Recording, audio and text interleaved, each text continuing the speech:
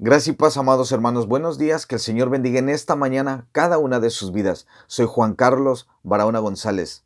Y amadas vidas, en esta oportunidad vamos a tratar con un tema que se conecta con el día de ayer. Hoy vamos a hablar de la importancia de la oración, parte 2. La importancia de la oración, parte 2. Así que estemos muy atentos. Y si algo no nos quedó claro, les invito para que vuelvan a escuchar el tiempo devocional del día de ayer. Y así tendremos nosotros una perfecta conexión de lo que Dios espera de nosotros, los creyentes, y de la necesidad que tenemos todos y cada uno de nosotros de orar, de acercarnos a la presencia de nuestro Padre Celestial, que anhela, amados hermanos, anhela tener una estrecha comunión, relación íntima con nosotros, con sus hijos. Entonces, para comenzar este tiempo, vamos a leer un versículo que se encuentra en el Evangelio de Lucas. Lucas 18, verso 1 dice el Señor en su palabra: también les refirió Jesús una parábola sobre la necesidad de orar siempre y no desmayar. Y nuestro amado hermano, el pastor Charles Haddon Spurgeon, en base a este versículo, tiene una pequeña lección para nosotros. Estemos muy atentos. Si los hombres que pertenecen a sectas oran siempre y no desmayan, mucho más debemos hacerlo nosotros, los cristianos. Jesús envió a su iglesia al mundo con el mismo mensaje que Él trajo del cielo. Y esa misión incluye la intercesión. ¿Qué te parece si dijera que la iglesia es el sacerdote del mundo? La creación es muda, pero la iglesia debe hallar una boca para ella. Ora con aceptación, es el alto privilegio de la iglesia. Las puertas de la gracia están siempre abiertas a sus peticiones. Que nunca vuelvan con las manos vacías. El velo se rasgó por ella, por la iglesia. La sangre fue esparcida por ella, por la iglesia. Y Dios constantemente la invita a ella, a la iglesia, para que le pida lo que desee. ¿Rehusará entonces la iglesia el privilegio de que los ángeles pudieran envidiarle? ¿No es ella, la iglesia, la esposa de Cristo? ¿No tiene la iglesia derecho a entrar en la presencia de su Rey a cada instante? ¿Dejará ella, la iglesia, esos privilegios sin usar? La iglesia siempre tiene necesidad de orar. Siempre hay alguno en medio de ella que está declinando o cayendo en pecados manifiestos. Hay corderos por los cuales hay que orar para que sean llevados al seno de Cristo. Hay que orar por los fuertes para que no se hagan presuntuosos, y también por los débiles para que no se desanimen. Si celebráramos todos los días del año una reunión de oración que durara las 24 horas del día, en ningún momento quedaríamos sin algún asunto por el cual orar. ¿No estamos siempre rodeados de enfermos, de pobres, de afligidos, por aquellos que pasan por diversas pruebas y por personas vacilantes?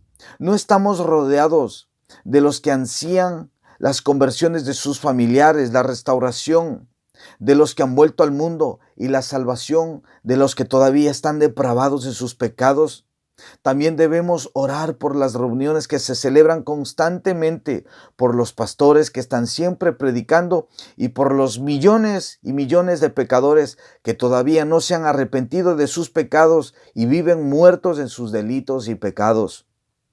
¿Cómo se excusará la iglesia de haber olvidado la comisión que le confió su amante Señor? En un país sobre el cual están descendiendo las tinieblas del romanismo y del posmodernismo, en un mundo lleno de ídolos, de crueldad y de hechos completamente diabólicos, que la iglesia sea constante en la súplica. Ojo a esta frase, que la iglesia sea constante en la súplica, que cada creyente eche en el arca las ofrendas, es decir, sus blancas de oración. Marcos capítulo 12, versículo 42. Es lo que nos dice nuestro amado hermano, el pastor Charles Haddon Spurgeon. Y en base a la importancia de la oración, me gustaría que nosotros respondamos a una interrogante. ¿Qué podemos aprender nosotros, los creyentes, la iglesia, de las oraciones que hizo Jesús? ¿Qué podemos aprender? Pues me gustaría que presten atención también a lo que les quiero compartir a continuación. Las oraciones de Jesús nos permiten conocer su naturaleza, nos permiten conocer su corazón y su misión en la tierra. Las oraciones de Jesús también nos ayudan y nos alientan en nuestra propia vida de oración. Pero mucho más importante que dónde oró, cuándo oró o en la posición que Él oró, es el hecho de que Él, siendo Dios, oró. El tema de sus oraciones es una lección para todos nosotros, los que nos consideramos creyentes, seguidores del Señor Jesucristo. La oración fue una parte integral del tiempo de Jesucristo aquí en la tierra. Y Él oraba regularmente. Dice la Biblia, mas Él se apartaba a lugares desiertos y oraba. Lucas 5:16. Si el Hijo encarnado creyó necesario entrar en comunión con el Padre de forma frecuente, ¿cuánto más necesitamos hacerlo nosotros? Jesús se enfrentó a persecución, a las pruebas, a la angustia, al sufrimiento físico. Sin un acceso regular y continuo al trono de Dios, seguramente esos acontecimientos le habrían resultado insoportables.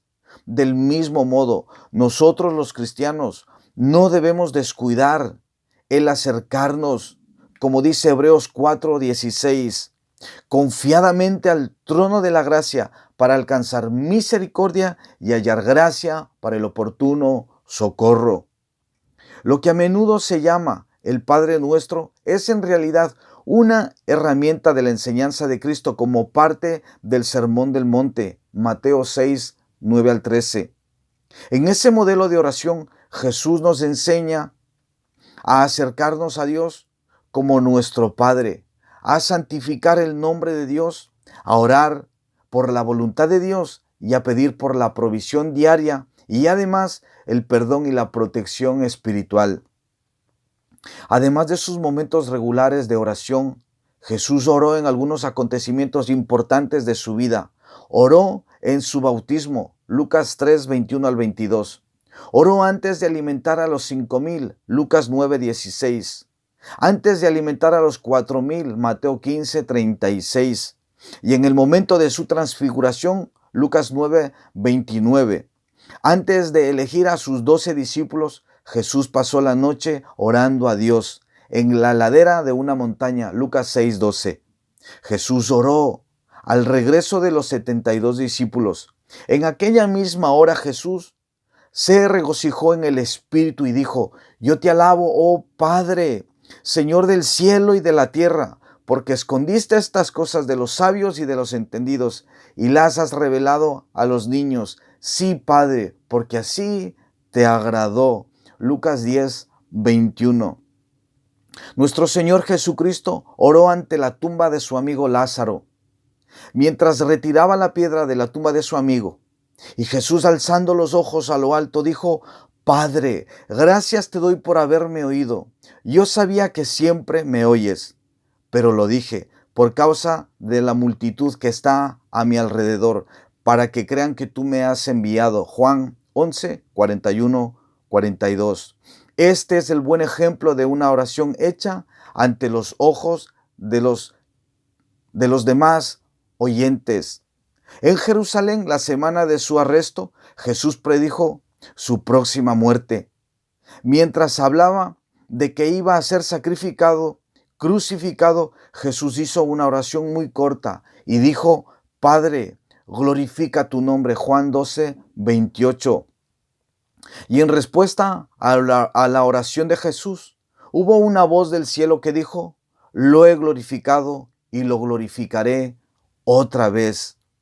Al pasar los últimos minutos con sus discípulos, en la noche de su arresto, el Señor Jesucristo hizo una extensa oración conocida hoy como su oración sacerdotal, Juan capítulo 17, en favor de los suyos, los que le fueron dados por el Padre, verso 6.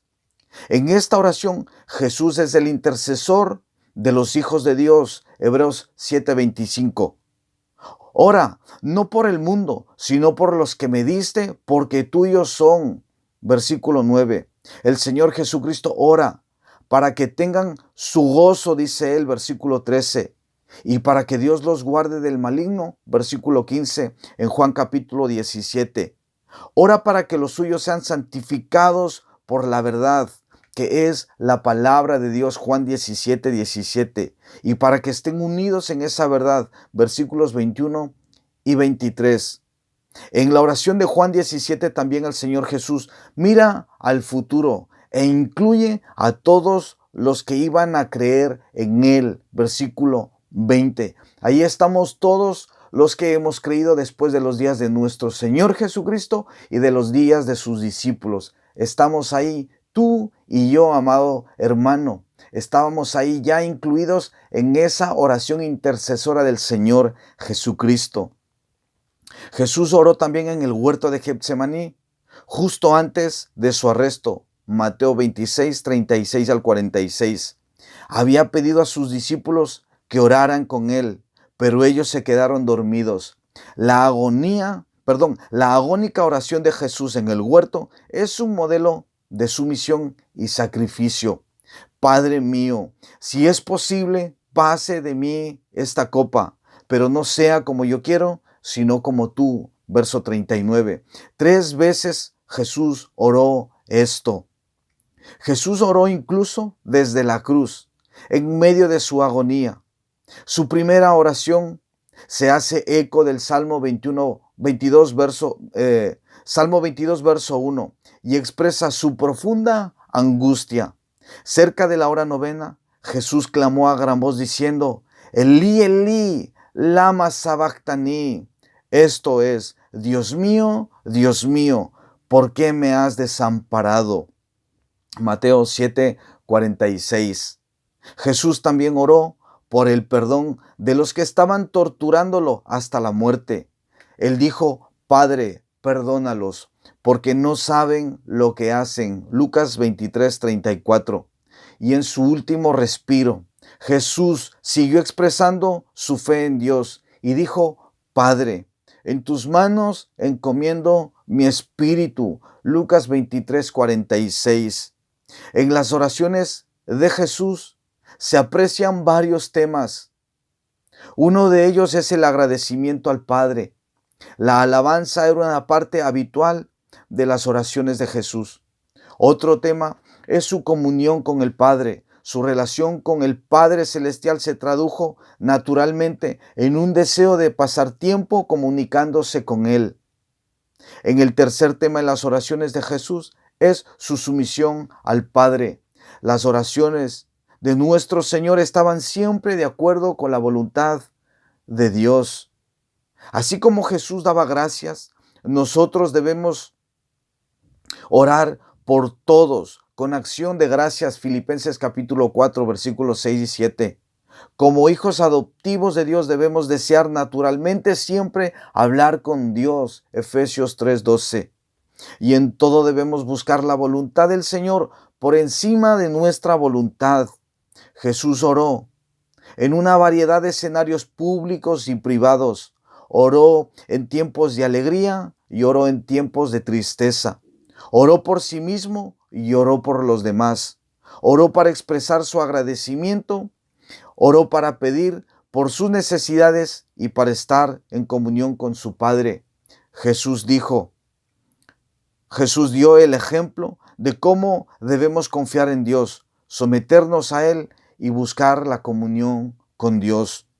Hasta el día de hoy, Jesús continúa orando por los suyos desde su posición exaltada a la diestra de Dios. Las Escrituras dicen que Él permanece intercediendo. Hebreos capítulo 7, versículo 25, Romanos capítulo 8, verso 34 y Primera de Juan capítulo 2, verso 1. Resulta significativo que en la ascensión de Jesús, Él fue llevado al cielo lejos de sus discípulos mientras los bendecía. Lucas 24:51. Esa bendición nunca ha cesado.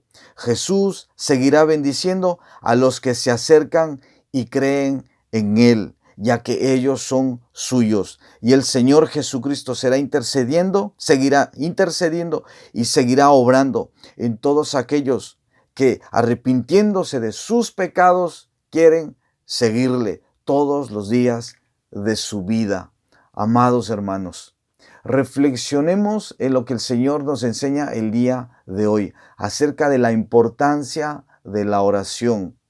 Son muchos versículos, ya lo sé, este mensaje está cargado de versículos, pero amados hermanos, son versículos muy claros. Hablan de la importancia de la oración y hablan sobre todo del ejemplo que nos ha dejado nuestro Señor Jesucristo, para que todos y cada uno de nosotros sigamos sus pisadas y busquemos tener una relación estrecha, íntima con nuestro Padre Celestial, porque recordemos que el Señor nos ha dejado aquí para que nosotros trabajemos y hagamos su obra. Y no vamos a hacer su obra, no vamos ni siquiera a tener buen testimonio delante de los hombres si no tenemos una vida de oración. No podemos trabajar en la obra de Dios en nuestras propias fuerzas. No importan las buenas ideas, las buenas intenciones que nosotros tengamos. Lo que importa es que nosotros nos sometamos y que seamos sumisos como fue sumiso Cristo y hagamos la voluntad del Padre, la voluntad de Dios. Ahí su reino avanzará y se extenderá. Amados hermanos, reflexionemos en lo que el Señor ha traído hoy a nuestros corazones. Y como he dicho, hermanos, si este tema les parece muy importante para su vida espiritual, que lo es, les invito a que vuelvan a escuchar el devocional del día de ayer y que vuelvan a escuchar este tiempo devocional. Va a ser de muchísima bendición. Y el deseo de mi corazón es que el Espíritu Santo aplique estas verdades con poder a cada uno de nuestros corazones para que vivamos vidas que de verdad glorifiquen a Dios. Que vivamos unas vidas en las cuales no solamente oímos la palabra de Dios, no solamente hablamos la palabra de Dios, sino que también vivimos la palabra de Dios. Y no solamente cuando las personas nos ven, sino también en la intimidad de nuestros hogares. Ahí cuando nadie nos ve, ahí que vivamos también para la gloria de Dios. Amadas vidas, reflexionen en lo que el Señor ha traído a nuestros corazones. Y también quisiera invitarles para que el día de mañana se conecten y que juntos podamos participar de un nuevo tiempo devocional. Y si hay personas que se conectan tal vez hoy por primera vez, me gustaría que se suscriban a este canal si todavía no lo han hecho, que me dejen algún comentario, que me den un me gusta, que activen la campanita de las notificaciones y así les llegará un aviso cada vez que suba contenido a este canal. Amadas vidas, deseo de todo corazón que la gracia y la paz de mi amado Dios esté con todos nosotros. Y si Él así lo permite, pues ya nos vemos el día de mañana. Bendiciones a todos y buenos días.